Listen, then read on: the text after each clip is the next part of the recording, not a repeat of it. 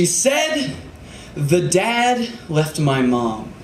Not "my dad left my mom," because she couldn't imagine her own father belonging to her. He was just a man. No, he was just a boy who had planted his seed in her mother, then disappeared like her dreams of ever seeing him again. She said, "The dad left my mom," because they were in high school, and they knew how to do it, but they didn't know how to do it right. They received condemnation for teaching safety, but this will be a condomless nation if we continue to teach that the Lord God shuns such actions, and that sort of teaching sounded fine until he found his own version of God between her legs, spread them like the Red Seas, then left like Moses did to the pharaohs. It's not fair, though, that 30 states do not require information regarding contraceptives. 37 states do not even require that sex ed be medically accurate because, like Mean Girls taught us, if you have sex, you will get pregnant and die.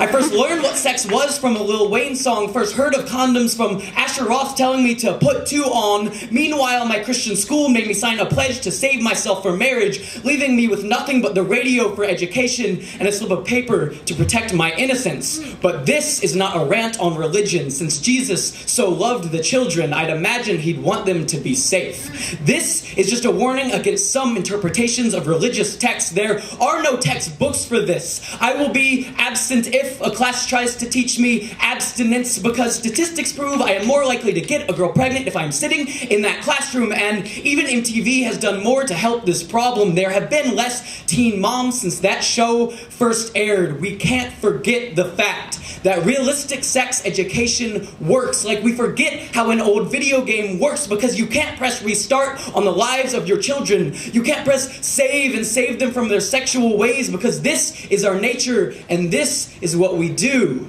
And I understand that some parents just want to keep their children out of the real world, but they'll be in it much faster when they have children of their own. The high school dropout rate for pregnant women is 90%. And the conservative route is more dangerous for us still when abstinence-based programs around the country have begun comparing women who aren't virgins to chewed up sticks of gum and old tennis shoes, as if it's okay for men to view their wives like something they bought at CVS.